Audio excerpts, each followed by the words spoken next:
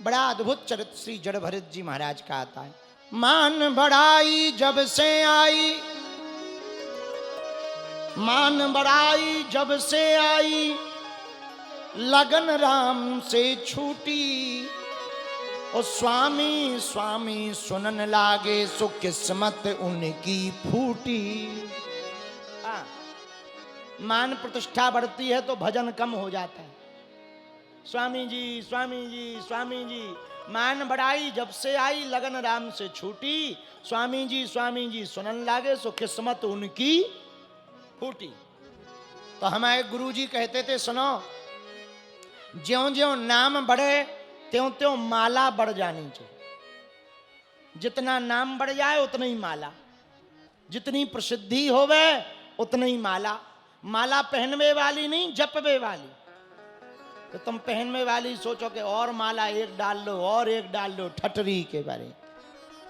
जप वाली पहले 2 करते हो, फेमस हो गए 4 करो, धन आ गया 8 करो, घर बन गया 12 करो, बढ़िया बढ़ाते जाओ।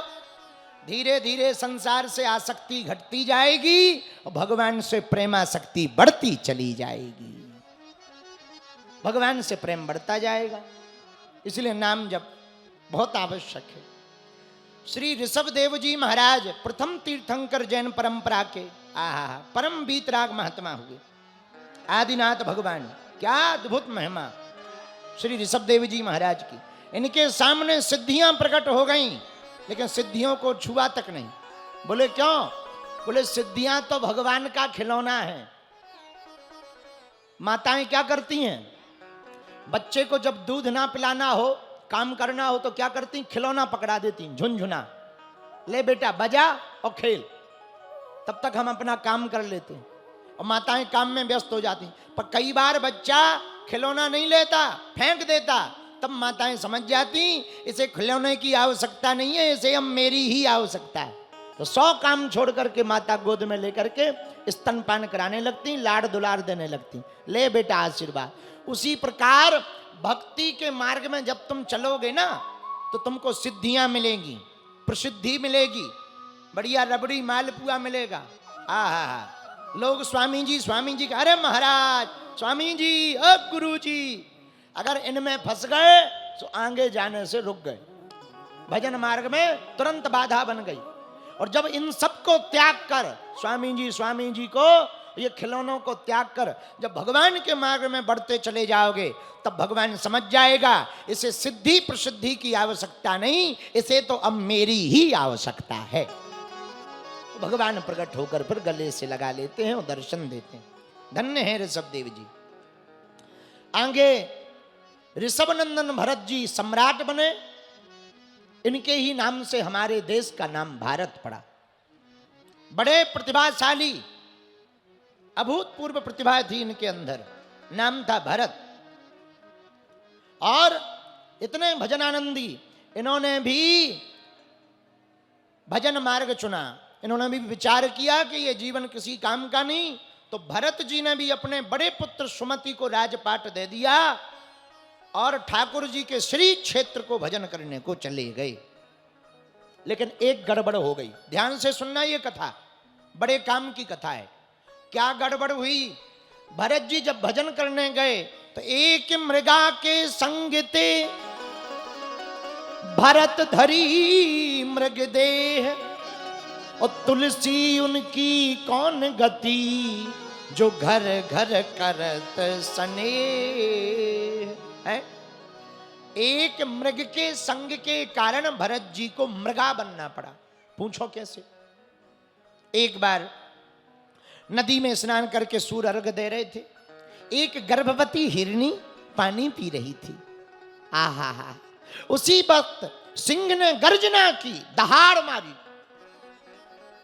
उस हिरनी को लगा सिंह आ गया, खा जाएगा, तो उसने छलांग मार दी। छलांग जैसे ही मारी, सोई बीच नदी में उसका गर्भपात हो गया और हिरनी उस तरफ जाकर गिर करके मर गई। भरत जी ने सोचा, अगर हमने इस बच्चे को नहीं बचाया तो ये मर जाएगा। तुरंत पानी में, नदी में कूद गए, नन्हे से सावक को, मृग के सावक को बचा लिया, आश्रम में ले आए। अब उसका कौन है, सो आश्रम में ले आए, लालन पालन करने लगे, जैसे तैसे व्यवस्था करके उसको जीवित रखा। धीरे धीरे वो मृग बड़ा हो गया। अब तो मृग भी भरत जी से प्रेम करने लगा। भरत जी भजन करने बैठे सो वहीं आकर के चाटने लगे, कभी खेल कूद करने लगे। अब भरत जी का मन मृग में लग गया, उछल कूद देखने लगे, खेल कूद देखने लगे। कभी भजन करते करते डांट देवे, बेचारा ऐसे बैठ जाए मुंह लटका के, इन्हें बड़ा बुरा लगे, बताओ कैसा बच्चा है। लेकिन एक दिन गड़बड़ हो गई। क्या? अपने सजातीय पशुओं के साथ वो मृग कहीं जंगल में चला गया। पूरी रात खोजते रहे, जब नहीं मिला तो मृग की याद में प्राणों को त्याग दिया। बोलो सीताराम। और परिणाम, दूसरा जन्म भरत जी को मृग बनना पड़ा। क्यों? मृग का चिंतन करते करते मरे तो दूसरा जन्म मृग का होना पड़ा। जो जिसका चिंतन करते करते मरेगा दूसरा जन्म वैसा ही लेगा। यदि तुम भगवान का भजन करते करते मरोगे तो दूसरा जन्म भगवान के भक्त के रूप में होगा। लेकिन आजकल तो एक और लफड़ा है। पूछो क्या क्या लफड़ा है? आजकल लोग गौ माता नहीं पालते, कुत्ते पालते, और कुत्तों को बेड में सुलाते, कुत्तों के साथ सोते। हमें बड़ी टेंशन होती, कुत्तों से नहीं होती, कुत्ते पना लोगों से होती। क्या? कि ये जो कुत्तों के साथ रहते, कुत्तों के साथ सोते, कुत्तों के साथ खाते, कहीं ये धोखे से कुत्तों के साथ रहते रहते मर गए तो ये भी। हाँ, हमारी कुत्तों से कोई बुराई नहीं है ना, वो भी जीव है, जीव पे दया करो, रोटी खवाओ, बिस्कुट खवाओ, जो खवाना सो खवाओ। पर भैया देखो,